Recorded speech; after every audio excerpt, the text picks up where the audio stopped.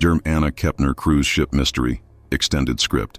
On the morning of March 22nd, 2024, at 7:43 a.m., a housekeeper aboard the Carnival Horizon knocked on cabin 8547. No answer. She used her master key and stepped inside to begin her cleaning routine.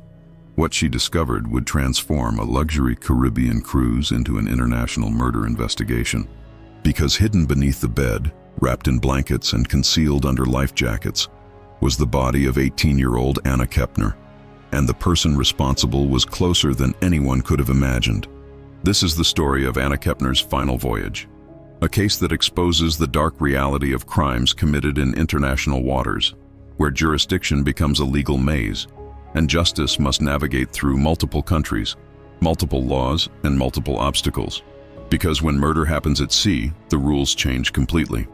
Anna Marie Kepner was 18 years old, a recent high school graduate from Fort Lauderdale, Florida, excited about starting college in the fall. She had dreams of studying marine biology, fitting for someone who loved the ocean. Friends described her as outgoing, adventurous, and fiercely independent. This Caribbean cruise was supposed to be a celebration, a family trip before she left for university. Instead, it became her final journey. The Carnival Horizon departed from Miami on March 19, 2024, carrying over 4,000 passengers on a 7-day Caribbean itinerary. Anna was traveling with her family, her mother, Patricia Kepner, her stepfather, Michael Dawson, and her 16-year-old half-brother, whose identity remains protected due to his minor status. For legal purposes, court documents refer to him only as JD. The family had booked 2 connecting cabins on Deck 8, rooms 8547 and 8549. Before we dive deeper into what happened aboard that ship, make sure to subscribe and hit that notification bell.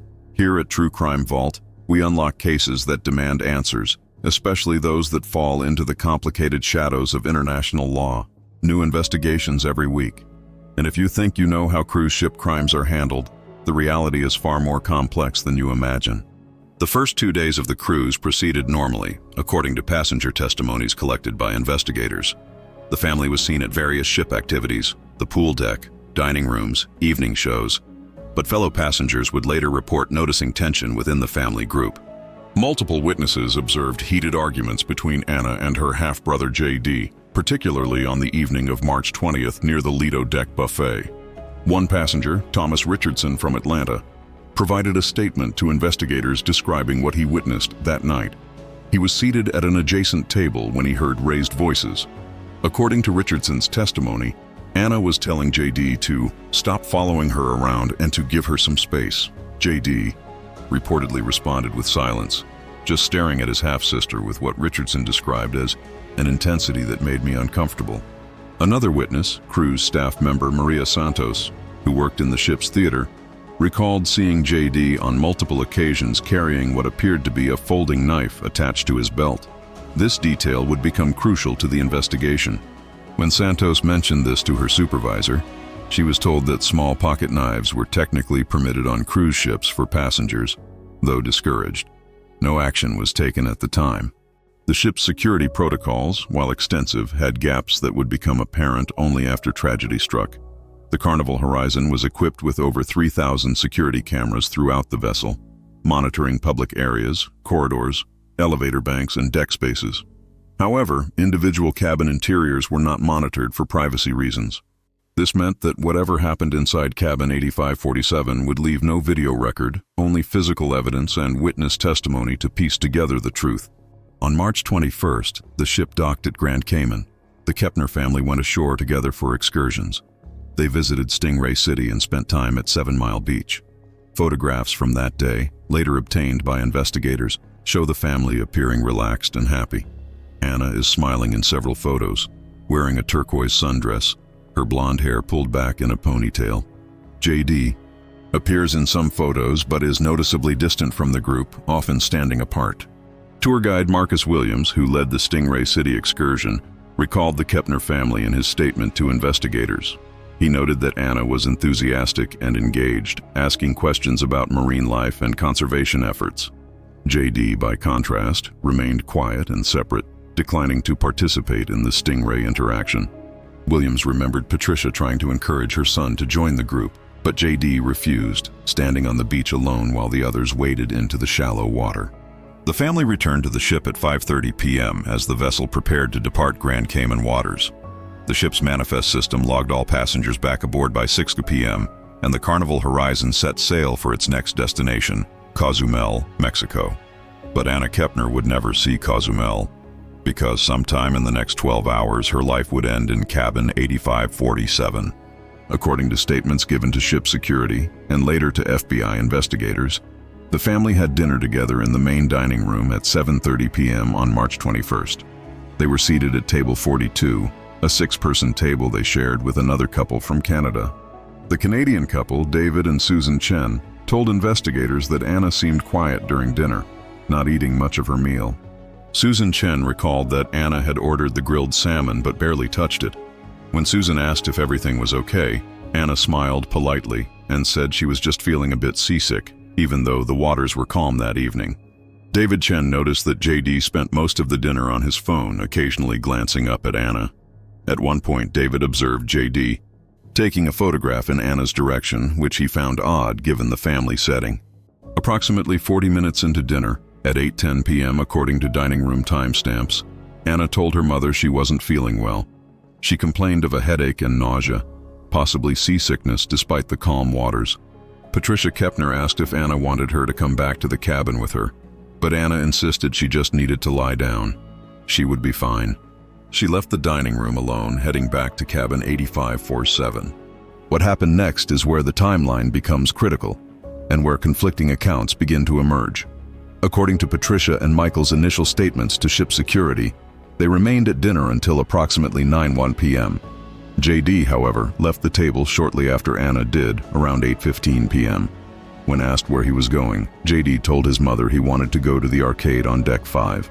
Patricia thought nothing of it at the time. Ship security footage would later tell a different story. Cameras captured JD leaving the dining room at 8:13 p.m., but instead of heading to the elevator bank that would take him down to deck 5 where the arcade was located, footage shows him walking toward the stairwell that led up to deck 8 where the family cabins were. He entered that stairwell at 8:15 p.m. and was not seen on any other camera until 9:42 p.m. when he appeared on deck 5 near the arcade. That 90-minute gap from 8:15 p.m. to 9:42 p.m. is when investigators believe Anna Kepner was murdered. The security footage became the backbone of the investigative timeline. Digital forensics experts from the FBI analyzed every frame, tracking JD's movements throughout the ship. The stairwell he entered at 8:15 p.m. had cameras at the bottom and top landings, but not in the stairwell itself. Footage shows JD entering at deck 3 level, but he never emerged at deck 5 where he claimed to be going. The next time cameras picked him up was 90 minutes later, exiting a different stairwell onto deck 5. Patricia and Michael returned to their cabin, room 8549, at approximately 9:15 p.m. According to their statements, they assumed both Anna and JD were in their respective rooms. The connecting door between the two cabins was closed, which was normal. The family often gave each other privacy. Patricia knocked on the connecting door around 10 p.m. to check on Anna, but received no answer. She assumed Anna was sleeping and didn't want to wake her. Michael Dawson told investigators that he had tried to watch television but fell asleep in the cabin's armchair around 10:30 p.m. Patricia stayed up reading until nearly midnight. She knocked on the connecting door one more time around 11:45 p.m., again receiving no answer. Concerned but not alarmed, she went to bed, assuming Anna was deep in sleep after feeling ill earlier. The next morning, March 22nd, Patricia tried calling Anna's cell phone at 7 a.m. No answer. She knocked on the connecting door. No answer. Growing concerned, she used her key card to enter cabin 8547. Anna wasn't in her bed. The room appeared neat, undisturbed. Patricia checked the bathroom. Empty. She looked in the closet. That's when she noticed something odd. The bed skirt was pushed up slightly, and she could see what looked like fabric bunched underneath the bed. Patricia Kepner knelt down and looked under the bed. What she saw would be the image that haunted her forever. Wrapped in blankets and partially concealed by orange life jackets that had been pulled from the cabin storage, was her daughter's body. Patricia's screams brought ship security running within minutes. At 7:48 a.m., ship security personnel arrived at cabin 8547. Security Director James Holland immediately secured the scene and contacted the ship's captain, Captain Richard Morrison. Protocol for a death aboard a cruise ship, particularly one in international waters, is complex and specific. Captain Morrison made the decision to immediately contact the FBI, as the ship was registered in Panama but operating under American Cruise Line ownership, carrying American passengers, and the deceased was an American citizen. James Holland had been working in maritime security for 12 years and had dealt with deaths aboard ships before, usually from natural causes or accidents. But this scene immediately struck him as different. The body was hidden, concealed deliberately. This was no accident. This was homicide. He ordered his team to photograph everything before anything was touched, to preserve the scene exactly as Patricia had found it. The FBI's legal attaché office in Miami was notified at 8:15 a.m. Special Agent Rebecca Torres was assigned as lead investigator. But there was a significant problem. The ship was currently 112 nautical miles from the nearest U.S. territory and wouldn't reach Mexican waters for another 6 hours. The crime scene was in international waters, complicating jurisdiction significantly. Dr. Stephen Palmer, the ship's medical officer, was permitted to conduct a preliminary examination of the body at 8:30 a.m. He immediately noted a significant laceration to Anna's neck, approximately 4 inches in length, located on the left side. The wound was deep, severing the carotid artery. Dr. Palmer's preliminary assessment indicated the cause of death was exsanguination, bleeding out from the neck wound. Time of death was estimated to be between 8 and 12 hours prior, placing it sometime between 8 p.m. and midnight on March 21st. Dr. Palmer, a veteran of 20 years in maritime medicine, had never encountered a murder scene in all his years at sea. He documented lividity patterns, rigor mortis development, and body temperature, all crucial for establishing time of death. The body was in advanced rigor mortis, consistent with death occurring closer to the 8 to 10 hour window, meaning Anna had likely died between 8:30 p.m. and 10:30 p.m. the previous evening. Ship security began immediate interviews of all passengers and crew who had contact with the Kepner family. Multiple crew members reported seeing JD in various locations around the ship on the evening of March 21st, but the timeline didn't add up. JD claimed he had been at the arcade from approximately 8:30 p.m. until nearly 11 p.m. However, arcade staff members could only confirm seeing him there after 10:01 p.m. Where was he for that hour-and-a-half window? Arcade attendant Carlos Mendez provided a detailed statement. He remembered JD because the teenager had played the same racing game for over an hour straight, spending nearly $40 in game credits. Mendez specifically recalled that JD arrived at the arcade around 10 p.m., not 8:30 p.m. as JD claimed. Mendez was certain of the time because his shift started at 10 p.m. and JD was one of his first customers. When questioned separately by ship security, JD's demeanor struck investigators as unusual. Security officer Amanda Chen, who conducted the initial interview, noted in her report that JD appeared calm, almost detached, when informed of his half-sister's death. When asked about his activities the previous evening, JD provided vague answers, claiming he walked around before going to the arcade. When pressed for specifics, he became agitated and refused to answer further questions without his parents present. Amanda Chen had been trained in interview techniques and behavioral analysis. In her 20 years of security work, she had interviewed hundreds of people in crisis situations. JD's reaction was, in her professional opinion, highly abnormal. Most people, when told a family member has died violently, show immediate shock, grief, or disbelief. JD showed none of these emotions. His first question, she noted, was not, "What happened?" or "How did she die?" but rather, "Where did you find her?" The ship altered course and made for Cozumel at maximum speed, arriving at 2:47 p.m. on March 22nd. Mexican authorities boarded the vessel, along with FBI agents who had flown from Miami to Cozumel to meet the ship. The cabin was photographed extensively. Every surface was processed for fingerprints. Blood evidence was collected. The blankets and life jackets concealing Anna's body were carefully removed and preserved. Forensic examination of the scene revealed several critical pieces of evidence.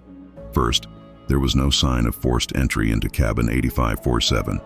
Whoever killed Anna had access to the room. either through a key card or because Anna had opened the door for them. Second, blood spatter analysis indicated the attack had occurred near the bed, with Anna likely standing or sitting when she was struck. The pattern suggested a single swift attack rather than a prolonged struggle. Blood spatter expert Dr. Michael Chen flew from the FBI laboratory in Quantico to Cozumel, specifically to analyze the crime scene. His analysis revealed that Anna had been standing approximately 2 feet from the bed when the attack occurred. The arterial spray pattern on the wall and bedding indicated the direction of the wound and the position of the attacker. Based on the angle and location of blood deposits, Dr. Chen determined the attacker had been right-handed and approximately the same height as Anna, around 5 feet 6 inches. Third, and perhaps most importantly, a small folding knife was recovered from the bathroom trash can in cabin 8547. The blade, approximately 3 inches long, had been wiped clean, but luminol testing revealed trace amounts of blood in the hinge mechanism, blood that forensic testing would later confirm was Anna's. Fingerprints on the knife handle were smudged and incomplete, but forensic experts were able to lift one partial print that would prove crucial. The knife itself was a bench-made mini Griptilian, a popular folding knife with a 3-inch blade. Retail price was approximately $90, suggesting it wasn't a cheap impulse purchase, but rather something someone had specifically chosen and valued. The knife showed signs of regular maintenance. The blade was sharp and well-oiled, indicating the owner took care of it. The investigation moved quickly. FBI agents interviewed every member of the Kepner family separately. Patricia Kepner was devastated, barely able to speak through her grief. Michael Dawson, Anna's stepfather, cooperated fully, providing his whereabouts and timeline. Both were eventually cleared as suspects based on witness testimony, placing them in the dining room and other public areas during the critical time window. Patricia's interview lasted nearly 4 hours. Special Agent Torres handled the questioning personally, recognizing that Patricia was both a grieving mother and a potential source of critical information about family dynamics. Patricia described the years of tension between Anna and JD, the constant boundary violations, the uncomfortable dynamic that she had tried to dismiss as typical sibling rivalry. Now, in hindsight, every warning sign seemed blazingly obvious. JD, however, presented a different picture. During his FBI interview on March 23rd, conducted with his attorney present due to his minor status, JD changed his story multiple times. First, he claimed he never went near cabin 8547 that evening. When confronted with security footage showing him heading toward deck 8, he admitted he may have gone back to his room briefly but didn't see Anna. When asked about the knife recovered from the crime scene, he initially denied knowing anything about it, then admitted it was his knife, but claimed he had lost it days earlier. The interview was conducted in a conference room aboard the ship, which remained docked in Cozumel while the investigation proceeded. JD's attorney, Marcus Webb, had been flown in from Fort Lauderdale at the family's expense. Webb immediately recognized the severity of the evidence and advised his client to invoke his Fifth Amendment right against self-incrimination. But before Webb could fully brief JD, the teenager had already made several incriminating statements that would later be used against him. The partial fingerprint recovered from the knife was sent to the FBI laboratory in Quantico for analysis. On March 28th, results came back.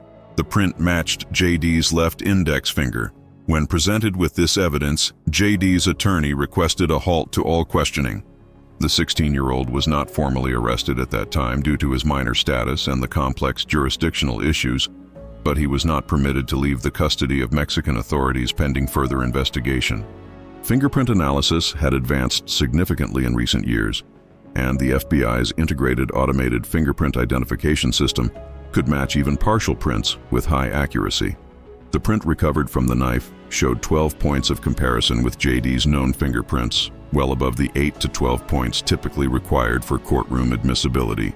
The match was, in the opinion of forensic experts, conclusive.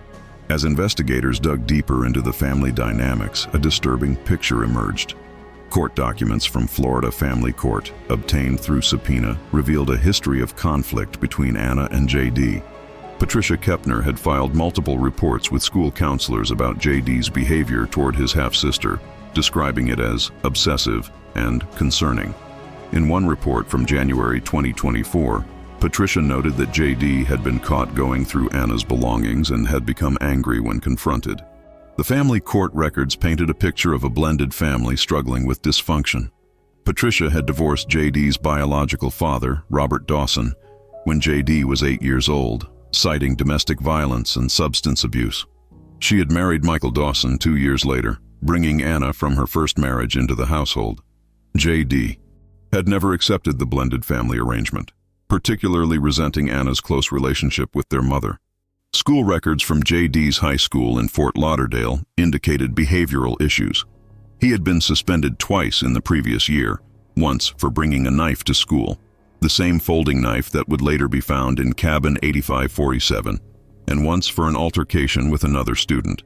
Psychological evaluations ordered by the school described JD as having difficulty with emotional regulation and poor impulse control. The school psychologist, Dr. Linda Martinez, had recommended intensive therapy and possibly medication for anxiety and depression. Her reports, obtained through subpoena, described a troubled teenager who exhibited signs of attachment disorder, likely stemming from his chaotic early childhood. Dr. Martinez had specifically noted concerns about JD's fixation on his half-sister, writing in one report, "Patient displays inappropriate level of interest in siblings' activities and whereabouts. Recommend family therapy to address boundary issues." Multiple students from both Anna's and JD's schools provided statements to investigators. Several of Anna's friends reported that she had confided in them about feeling uncomfortable around her half-brother. One friend, Jessica Martinez, told FBI agents that Anna had said JD stared at her constantly and had difficulty accepting boundaries. Anna reportedly told Jessica that JD had attempted to enter her bedroom at home on multiple occasions, despite being told not to. Jessica's statement was particularly detailed. She and Anna had been best friends since middle school and shared everything. Jessica recalled conversations where Anna described coming home to find JD in her room, going through her closet or her desk drawers. When Anna would confront him, JD would claim he was looking for something he had lost or needed to borrow something. But Anna told Jessica it happened too frequently to be innocent. Another of Anna's friends, Michael Torres, reported that Anna had shown him text messages from JD that were weird and possessive. Unfortunately, Anna had deleted these messages, and investigators were unable to recover them from her phone.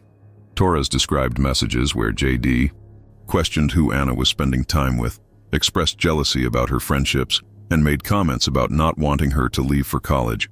Even more disturbing, investigators discovered entries in Anna's personal journal, recovered from her cabin aboard the ship. In an entry dated March 15, 2024, 4 days before the cruise departed, Anna wrote, "I don't want to go on this trip. Being stuck on a ship with him for a week sounds like a nightmare. He doesn't understand the word no. Mom keeps saying I'm overreacting, but she doesn't see the way he looks at me. I'm scared of what he might do." Earlier entries in the journal, dating back months, revealed an escalating pattern of concerning behavior. In November 2023, Anna wrote, "Caught him outside my bedroom door again tonight. He said he was going to the bathroom, but the bathroom is in the other direction. Why won't anyone believe me that this isn't normal?" In January 2024, "He follows me everywhere. School, home, even when I go to Jessica's house, he finds an excuse to show up. I feel like I can't breathe." The journal became one of the prosecution's most powerful pieces of evidence. Anna's own words documenting the fear and discomfort she felt in the months leading to her death. The final entry, written the night before the cruise departed, read, "1 week. I just have to get through 1 week, then I leave for college orientation. Just 1 more week of pretending everything is fine." The jurisdictional complexity of the case created significant legal challenges. Because the murder occurred in international waters aboard a Panamanian-flagged vessel operated by an American company involving American citizens, 3 separate legal frameworks applied: maritime law, Panamanian law, and U.S. federal law. After weeks of legal negotiations between governments, it was determined that the case would be prosecuted in U.S. federal court under the Maritime Drug Law Enforcement Act and related statutes governing crimes aboard vessels. The legal framework for prosecuting crimes on cruise ships is notoriously complex. Most major cruise lines register their vessels in foreign countries, a practice known as flags of convenience, primarily for tax and regulatory benefits. The Carnival Horizon was registered in Panama, meaning Panamanian law technically applied to crimes committed aboard. However, the U.S. has treaties and statutes that assert jurisdiction over crimes involving U.S. citizens on vessels owned by U.S. companies, regardless of flag registration. Assistant General Counsel for the Department of Justice Maritime Division, Stephen Blackwell, spent weeks navigating the legal maze. He coordinated with Panamanian authorities, Mexican officials where the ship had docked, and various federal agencies. Ultimately, all parties agreed that U.S. federal court had primary jurisdiction, with Panama and Mexico retaining the right to pursue charges if they chose to do so, though neither country opted to exercise that right. On April 15, 2024, J.D. was formally charged in U.S. District Court for the Southern District of Florida with murder in the first degree committed in international waters. Because he was 16 at the time of the offense, the case would be handled in juvenile court with the possibility of transfer to adult court pending a hearing. The charges carried a maximum sentence of life in prison. The evidence presented to the grand jury was substantial. Security footage showing J.D. heading toward the crime scene during the critical time window. The murder weapon with his fingerprint recovered from the victim's cabin. Blood evidence linking the knife to Anna. J.D.'s changing statements and inability to account for his whereabouts. The history of obsessive behavior toward his half-sister. The threatening journal entries Anna had written expressing fear. The grand jury returned an indictment in less than 4 hours. Grand jury proceedings are typically secret, but court filings revealed that prosecutors presented testimony from 17 witnesses over 2 days. The jurors heard from forensic experts, ship personnel, Anna's friends, and school officials. They reviewed hundreds of pages of documents and dozens of photographs. According to one grand juror who spoke anonymously to media after the trial concluded, the evidence was so overwhelming that deliberations lasted only 45 minutes. DNA analysis of evidence collected from Anna's body and clothing revealed additional damning evidence. Skin cells recovered from beneath Anna's fingernails, suggesting she had scratched her attacker, matched J.D.'s genetic profile. Fiber evidence from the blankets used to conceal her body contained fibers consistent with clothing J.D. had been wearing that evening, specifically a navy blue hoodie recovered from his cabin. The DNA analysis was conducted by the FBI's forensic laboratory using advanced STR, short tandem repeat analysis. The skin cells recovered from beneath Anna's fingernails yielded a full genetic profile that matched J.D. at 13 loci, resulting in a statistical probability of 1 in 7 billion, essentially making the match certain. This evidence suggested that in her final moments, Anna had fought back, clawing at her attacker and preserving the evidence that would identify him. The fiber analysis was equally damning. The navy blue hoodie recovered from J.D.'s cabin was a Nike brand garment made of a specific cotton polyester blend. Fibers recovered from the blankets wrapped around Anna's body were microscopically compared to fibers from the hoodie. The comparison revealed matches in color, composition, and manufacturing characteristics. The probability of these fibers coming from a different source was statistically negligible. The prosecution's theory of the case, outlined in court filings, painted a chilling picture. J.D. had developed an unhealthy obsession with his half-sister. When Anna left dinner claiming she felt ill, J.D. saw an opportunity. He followed her back to cabin 8547, perhaps knocking on her door or using a key card he had obtained. Once inside, he confronted Anna. An argument ensued. Anna may have threatened to tell their parents about his behavior, his constant boundary violations, his refusal to leave her alone. Prosecutors believed that J.D. had been planning something for days, possibly weeks. The fact that he brought his knife onto the cruise ship, despite knowing that weapons were discouraged, suggested premeditation. The fact that he wore a dark hoodie despite the warm Caribbean temperatures suggested he was thinking about concealment. The fact that he followed Anna immediately after she left dinner suggested he had been waiting for an opportunity to get her alone. In a rage, prosecutors argued, J.D. pulled out the folding knife he habitually carried and attacked his half-sister. The single slash to her neck severed her carotid artery. Anna bled out within minutes, unable to call for help, unable to escape. J.D. then attempted to conceal the crime.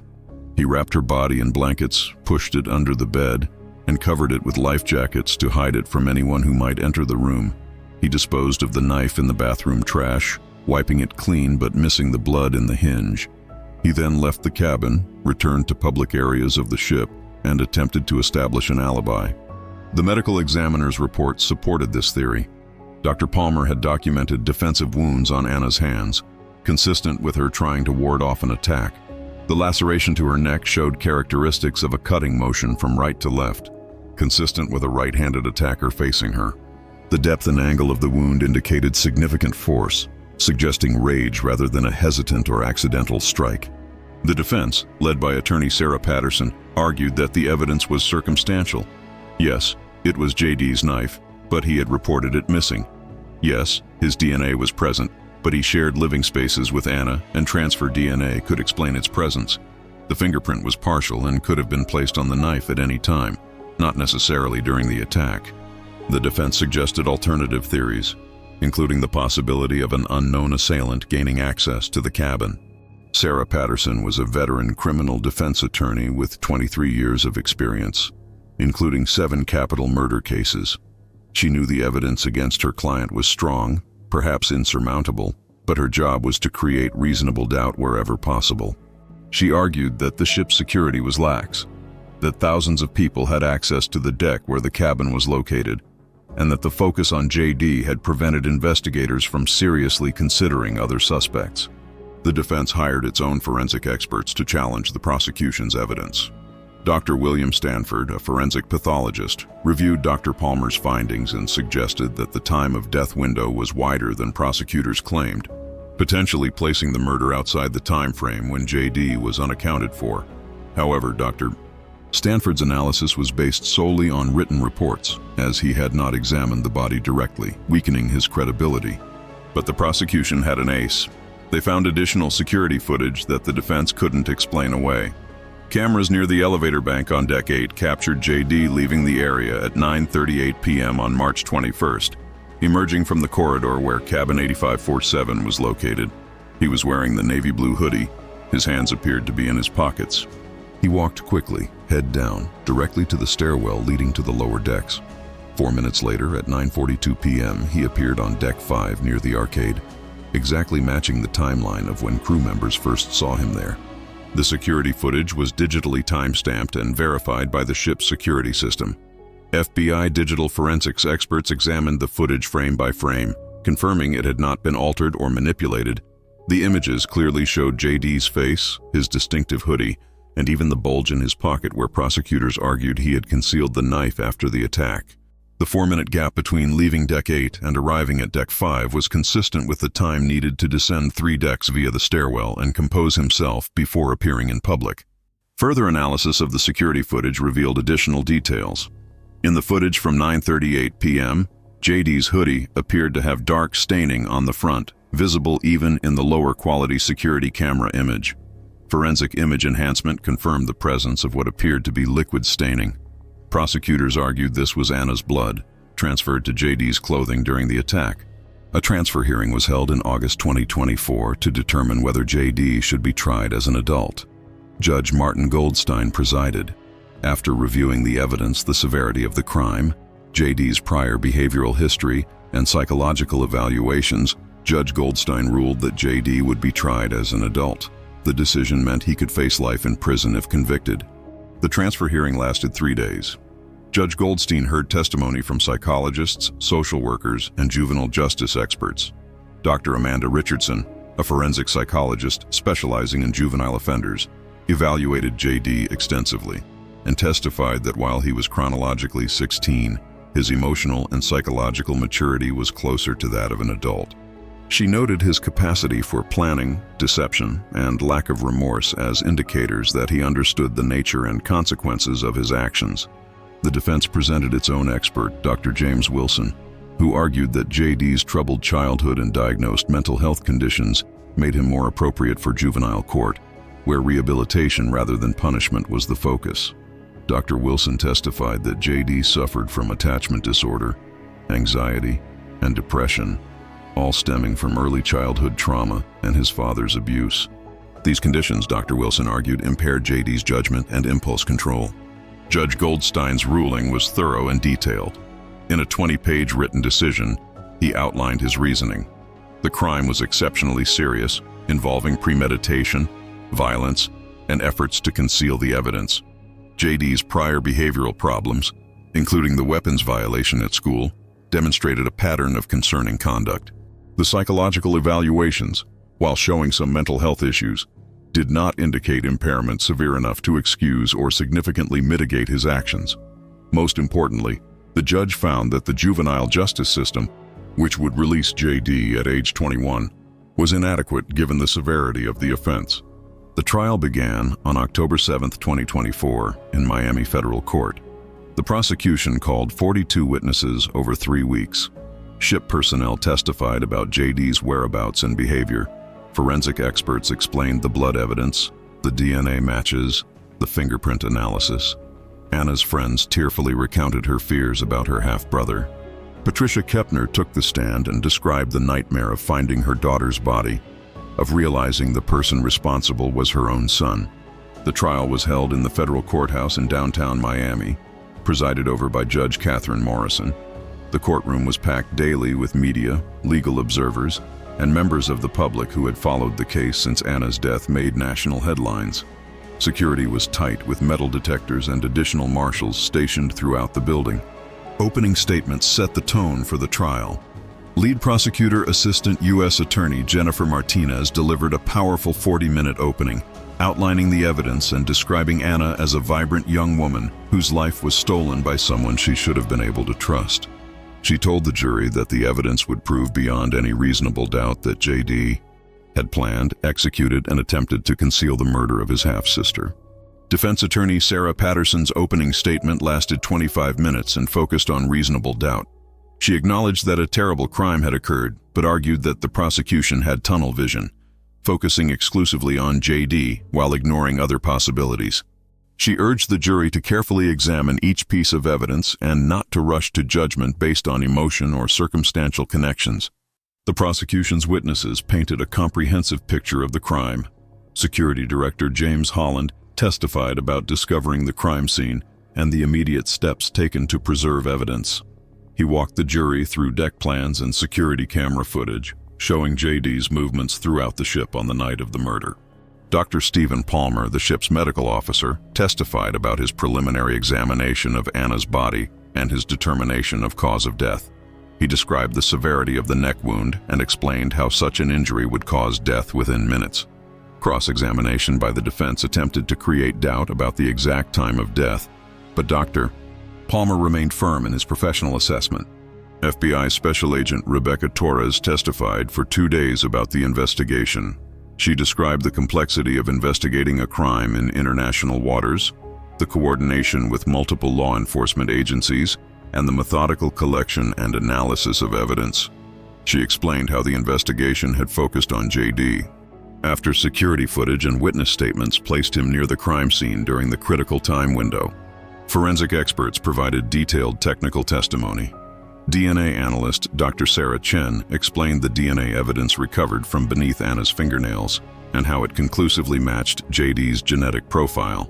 She used charts and diagrams to help the jury understand how DNA analysis works and why the match was certain beyond any statistical doubt.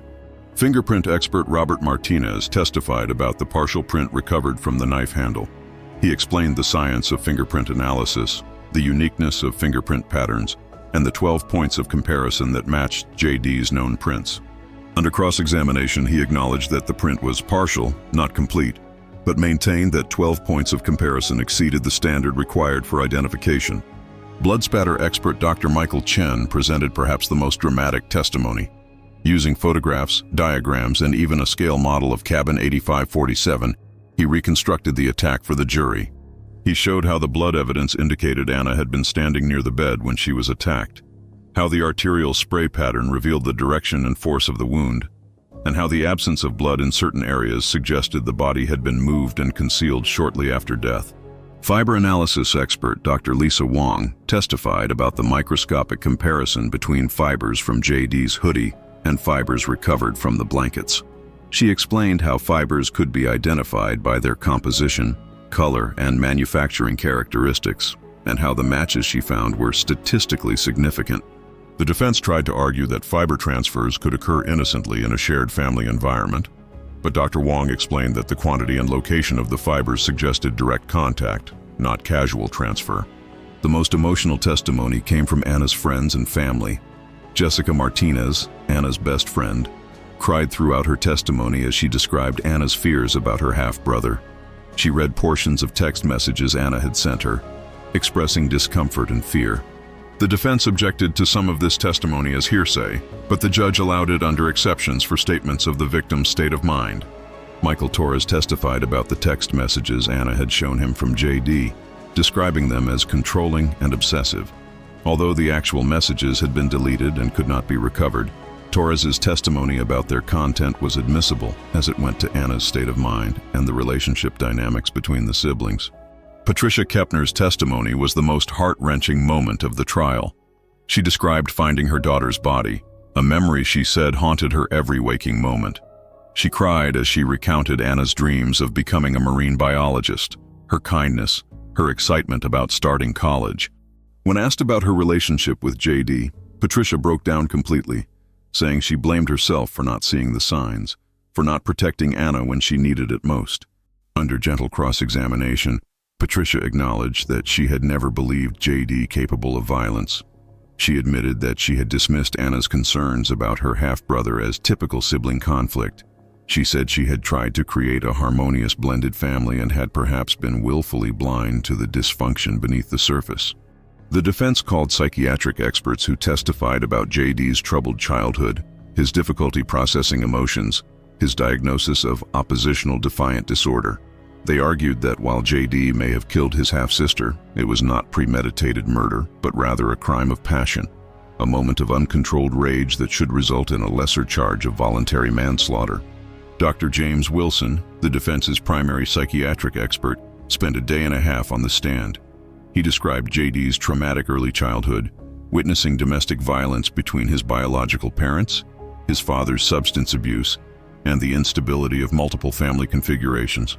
He testified that JD met diagnostic criteria for reactive attachment disorder, oppositional defiant disorder, and generalized anxiety disorder. These conditions, Dr. Wilson argued, affected JD's ability to regulate emotions and control impulses. The defense also presented testimony from JD's middle school counselor, who described him as a troubled but not violent student who struggled with the blended family situation.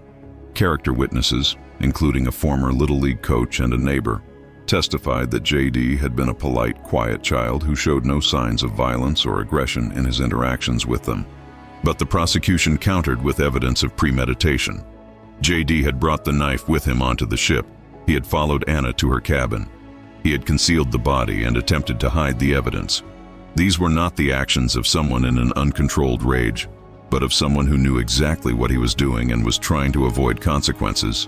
In rebuttal, the prosecution called Dr. Amanda Richardson, who had evaluated JD during the transfer hearing.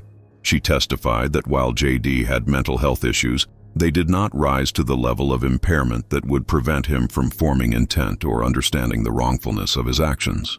She noted that JD's efforts to conceal the crime demonstrated clear thinking and goal-directed behavior, inconsistent with someone in a dissociative rage state. The prosecution also presented evidence of JD's internet search history in the weeks before the cruise. Forensic examination of his laptop revealed searches for how to get away with murder, crimes in international waters, and can police track you on a cruise ship. These searches, dated between February and March 2024, suggested JD had been thinking about committing a crime and evading detection long before boarding the ship. The jury deliberated for 2 days. On November 1, 2024, they returned a verdict: guilty of first-degree murder. The courtroom erupted in sobs and gasps. Patricia Kepner collapsed in her seat, held up by victim advocates. JD showed no visible reaction, staring straight ahead as the verdict was read. The jury foreman, a retired engineer named Thomas Bradley, later spoke to media about the deliberations. He said the evidence was overwhelming and the jury's job was straightforward. The DNA, the fingerprint, the security footage, and the timeline all pointed inexorably to JD's guilt. The only real debate among jurors was whether the crime was truly premeditated or a spontaneous act. But the internet searches and the bringing of the knife onto the ship convinced them that JD had planned to harm Anna. Sentencing was scheduled for December 15, 2024. Under federal guidelines for murder committed in international waters by a juvenile tried as an adult, JD faced a mandatory sentence of life in prison. The only question was whether he would have any possibility of parole. Federal law allowed for the possibility of parole after 35 years for juvenile offenders, but it was not guaranteed. Judge Morrison would make that determination based on the specific circumstances of the case. The sentencing hearing lasted a full day. Victim impact statements were presented first. Patricia Kepner read a statement she had written, describing the unbearable pain of losing her daughter and the complicated grief of having her son be the killer. She said she had lost both her children on that ship, one to death and one to prison, and that the guilt of not protecting Anna consumed her every day. Anna's father, Gregory Kepner, who had been largely absent from Anna's life after his divorce from Patricia, also spoke. He said he regretted not being more involved in Anna's life and not being there to protect her. He described the college fund he had started for Anna, money that would now go toward a scholarship in her name. He asked the court to impose the maximum sentence, saying that JD had not only killed Anna but had destroyed an entire family. Several of Anna's friends provided written statements that were read into the record. They described Anna's kindness, her dreams, and the void her absence had created in their lives. Some expressed anger at JD, while others expressed sadness that 2 young lives had been destroyed. The defense presented mitigating evidence, asking the court to consider JD's age, his troubled upbringing, and his mental health issues. Dr. Wilson testified again, arguing that with intensive treatment, JD could potentially be rehabilitated. He asked the court to impose a sentence that allowed for the possibility of parole, giving JD some hope for eventual release. JD's biological father, Robert Dawson, appeared and testified briefly. He acknowledged his failures as a father, his violence and addiction that had traumatized JD as a young child. He said he took responsibility for the damage he had caused and asked the court for mercy for his son. His testimony had little impact, however, as his own criminal record and continued substance abuse undermined his credibility. JD himself was given the opportunity to address the court. He stood, handcuffed and wearing an orange jumpsuit, and spoke for less than a minute. He said he was sorry for what happened to Anna and acknowledged the pain he had caused his family. He did not, however, explicitly admit to killing her, maintaining a degree of ambiguity that frustrated both prosecutors and Anna's family. Judge Morrison deliberated for several hours before returning to deliver her sentence. She began with a lengthy statement about the case, the evidence, and the law. She acknowledged JD's troubled childhood, but said it did not excuse or significantly mitigate the brutality of what he had done. She noted that Anna was vulnerable, that she trusted JD as family, and that he had betrayed that trust in the most violent way possible. Judge Morrison sentenced JD to life in prison without the possibility of parole. She stated that while federal law technically allowed for parole consideration after 35 years for juvenile offenders, the circumstances of this case warranted the harshest sentence available. She cited the premeditation evident in the internet searches and bringing the weapon, the brutality of the attack, the efforts to conceal the crime, and JD's lack of genuine remorse. The sentence was final and binding. JD would spend the rest of his life in federal prison. He was immediately remanded to the custody of the Federal Bureau of Prisons and would be transferred to a facility capable of housing juvenile offenders tried as adults until he reached age 18, at which point he would be moved to an adult facility. The case led to significant changes in cruise industry practices. In 2025, Carnival Cruise Line and other major cruise operators implemented new security protocols in response to the Anna Kepner case and pressure from regulatory agencies. These changes included expanded security camera coverage, including corridors leading to passenger cabins, mandatory weapons screening for all passengers during embarkation, specifically targeting knives and other prohibited items, enhanced crew training to recognize signs of domestic disputes or concerning passenger behavior, and immediate FBI notification protocols for any death aboard ship that appears suspicious. Congressional hearings were held in early 2025, examining the cruise industry's handling of crimes at sea. The House Committee on Transportation and Infrastructure heard testimony from law enforcement, victim advocates, and cruise industry representatives. Legislators expressed concern about the jurisdiction complexities that could allow crimes to go unpunished and about inadequate security measures that left passengers vulnerable.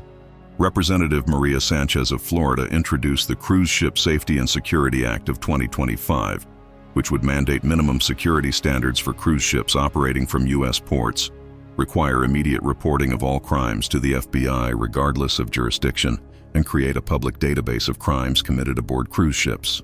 The bill was still pending committee review at the time this script was prepared. The FBI established a dedicated maritime crime task force in response to the Anna Kepner case and several other high-profile cruise ship crimes. Special Agent Rebecca Torres was named to head the task force, which focuses on investigating crimes occurring in international waters and improving coordination between cruise lines, foreign governments, and U.S. law enforcement. For Patricia Kepner, the pain is unending. She lost her daughter to violence and lost her son to prison. In interviews given months after the trial, she spoke about the impossible grief of burying one child while watching another face life imprisonment. She expressed regret for not taking Anna's concerns more seriously, for dismissing signs that, in hindsight, pointed to tragedy. Patricia divorced Michael Dawson in early 2025, unable to continue the relationship while carrying the weight of Anna's death. She moved from Fort Lauderdale to a small town in North Carolina, seeking anonymity and distance from the tragedy. She has since become an advocate for recognizing and addressing sibling abuse, a topic she says is often overlooked because people assume sibling conflict is normal. In March 2025, exactly 1 year after Anna's death, Patricia established the Anna Kepner Foundation for Sibling Safety. The foundation provides resources for families dealing with sibling conflict, trains counselors and social workers to recognize warning signs of dangerous sibling dynamics, and advocates for policy changes to protect vulnerable children within their own families. Anna's father, Gregory Kepner, established a scholarship fund in Anna's name at the University of Miami, where Anna had planned to study marine biology. The scholarship provides full tuition for students pursuing marine science degrees who demonstrate Anna's passion for ocean conservation. The first scholarship was awarded in fall 2024 to a student from Fort Lauderdale, who, like Anna, dreamed of protecting marine ecosystems. The Carnival Horizon continues to operate Caribbean cruises. Cabin 8547 on Deck 8 was completely renovated after the case concluded, with new furnishings, new carpeting, and even a new cabin number, now designated as 8623. The cruise line's policy is not to disclose crime histories of specific cabins, so new passengers who stay there have no idea of the tragedy that occurred within those walls. For the crew members who were aboard the Horizon on March 22, 2024, the case left lasting impacts. Security Director James Holland retired from cruise ship work later that year, saying the case had changed how he viewed ship security and that he could no longer work in an environment where such tragedies were possible. Housekeeper Rosa Martinez, who discovered Anna's body, required months of counseling and eventually transferred to land-based hotel work, unable to return to cruise ships.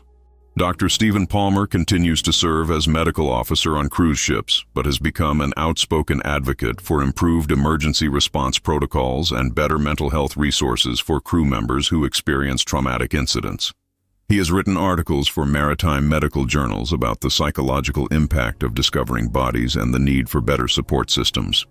The case has been studied extensively in law schools as an example of the jurisdictional complexities of maritime crime.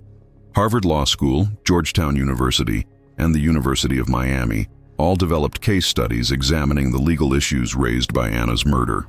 The case is now regularly taught in courses on international law, criminal procedure, and maritime law. Forensic science programs have also used the case as a teaching tool. The combination of DNA evidence, fingerprint analysis, blood spatter reconstruction, and digital forensics made it an excellent example of how multiple forensic disciplines work together to solve complex cases. The FBI Academy at Quantico uses the case in training sessions for new agents. True crime documentaries and podcasts have covered the case extensively. A major streaming service produced a 3-part documentary titled Murder at Sea: The Anna Kepner Case that aired in late 2025. The documentary featured interviews with investigators, legal experts, and some of Anna's friends, though Patricia Kepner declined to participate, saying she couldn't relive the trauma. The documentary raised additional questions about how JD had obtained access to cabin 8547. While prosecutors had theorized that Anna had opened the door for him, or that he had used a key card, the exact method was never definitively proven. The documentary explored the possibility that JD had stolen or duplicated a key card. though ship security found no evidence of this in their records.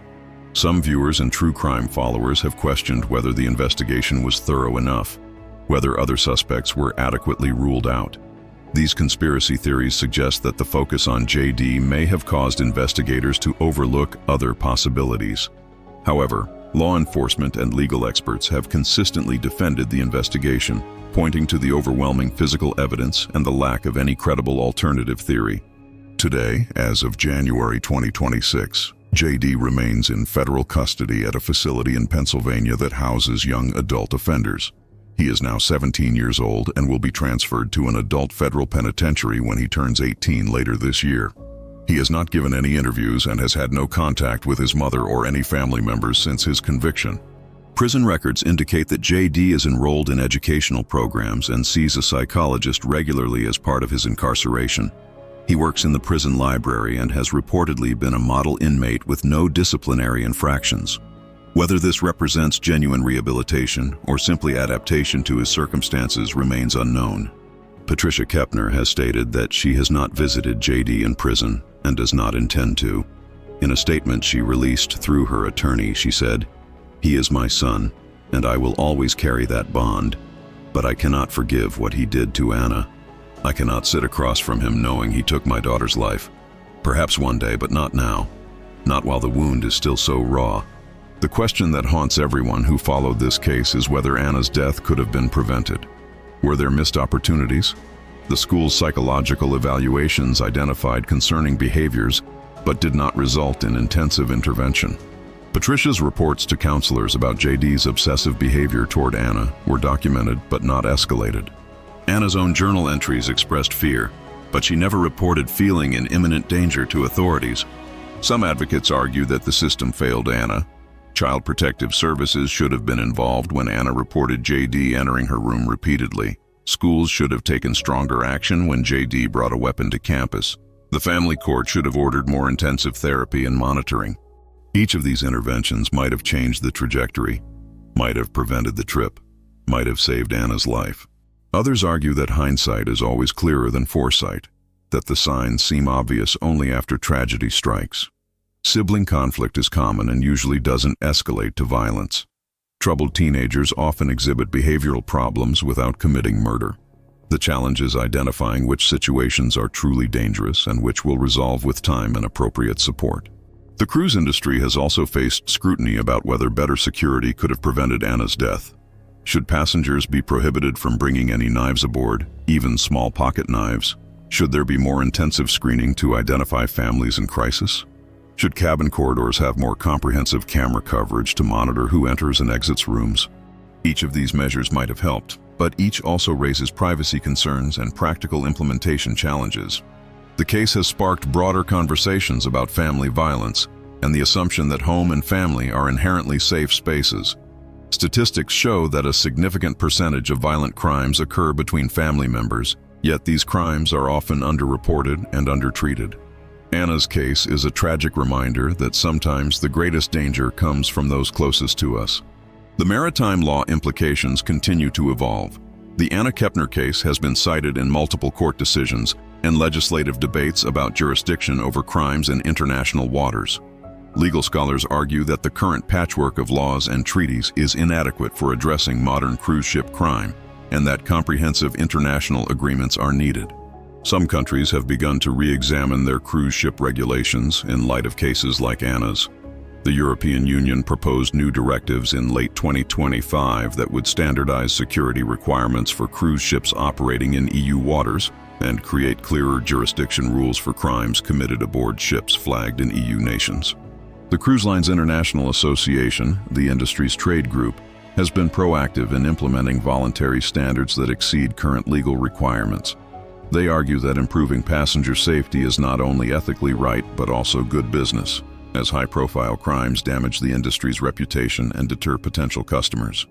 For law enforcement, the case demonstrated both the challenges and the possibilities of investigating maritime crimes. Despite the jurisdictional complexities and the mobile crime scene, investigators were able to collect evidence, build a case, and secure a conviction. The collaboration between ship security, Mexican authorities, FBI agents, and prosecutors from multiple offices showed that effective investigation is possible when agencies work together. However, not all cruise ship crimes have been solved so successfully. The Anna Kepner case benefited from several factors. The crime occurred on a large, modern ship with extensive security camera coverage. The victim's family noticed her missing quickly, preserving the crime scene. Physical evidence was abundant and well preserved, and a clear suspect emerged early in the investigation.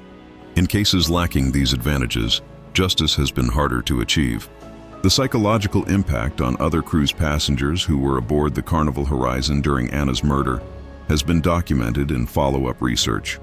Many passengers reported anxiety about returning to cruise ships, nightmares about the incident, and a loss of the sense of security they previously associated with cruise vacations. Some sought counseling to process the trauma of learning that a murder had occurred aboard the ship while they were present.